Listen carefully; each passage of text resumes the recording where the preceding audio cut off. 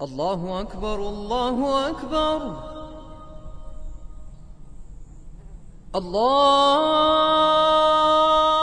أكبر الله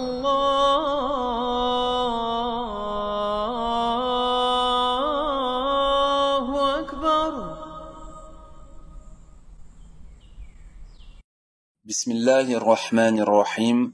Louange à Allah, nous le glorifions, nous lui demandons son aide et implorons son pardon. Nous croyons en lui et en lui nous plaçons notre confiance. Nous cherchons protection auprès de lui contre tout mal venant de nous-mêmes et contre les méfaits de nos mauvaises actions. Celui qu'Allah guide, personne ne peut l'égarer, et celui qu'Allah égare, personne ne peut le guider. Les règles du voyage en islam. Allah le Très-Haut a recommandé aux humains de parcourir la terre pour tirer des leçons et méditer sur les merveilles de la nature et sur le signe coranique de Dieu. Allah Azzawajal a dit « Parcourez la terre et voyez comment il a commencé la création. » Et il a dit aussi « C'est lui qui vous a soumis la terre, parcourez donc ses grandes étendues.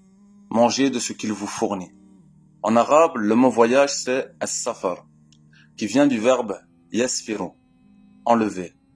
C'est-à-dire, lorsque l'on voyage avec une personne, on découvre son vrai visage et son vrai comportement. D'après Ibn Abi Dunya, Omar ibn al-Khattab radiyallahu anhu a entendu une personne complimenter une autre. Omar ibn al-Khattab lui a demandé « As-tu déjà voyagé avec lui ?»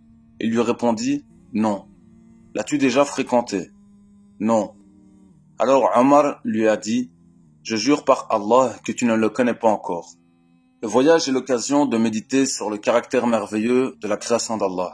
Arbres, animaux, ciel, lune, étoiles, montagnes. Allah Azzawajal dit « C'est lui qui a créé les jardins treillagés et non treillagés, ainsi que les palmiers et la culture aux récoltes diverses, de même que l'olive et la grenade, d'espèces semblables et différentes. » Voyager est une nécessité continuelle pour la vie du musulman. L'islam accorde une importance au voyage, et il y a des règles que le musulman doit connaître. Veillez à choisir une bonne compagnie. Il est préférable de ne pas voyager seul. Le prophète Mohammed sallallahu alayhi wa sallam a dit « Si vous savez ce que je sais de la solitude, personne ne se hasarderait à voyager seul la nuit. » Les compagnons partant en voyage doivent élire parmi eux un chef qui dirigerait leurs affaires, après concertation avec eux.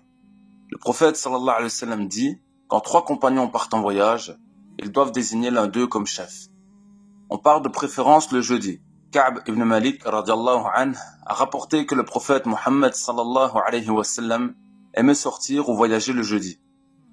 On part de préférence tôt le matin. Le prophète Mohammed alayhi salatu wa sallam a dit « Oh Allah, accorde ta bénédiction à ma communauté lorsque celle-ci se montre matinale. » Multipliez la vocation pendant le voyage, car la vocation du voyageur est exaucée.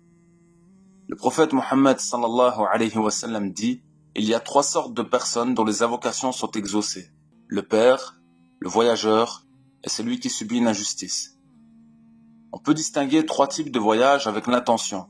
1.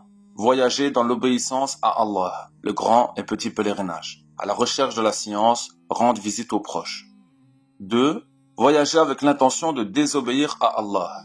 C'est voyager pour commettre des péchés ou des actes interdits en islam. 3.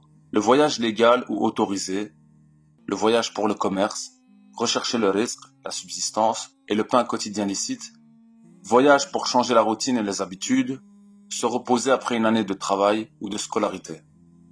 Nous remercions Allah pour tous ces moyens de transport que l'on a de nos jours, pour tous ces moyens de communication et l'informatique qui nous facilite beaucoup durant nos voyages.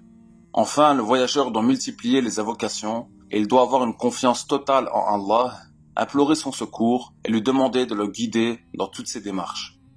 Qu'Allah, Seigneur des mondes, soit loué et que la paix et le salut soient sur notre prophète Mohammed sallallahu alayhi wa sallam, ainsi que sur sa famille, ses compagnons et sur ceux qui le suivent jusqu'au jour de la résurrection.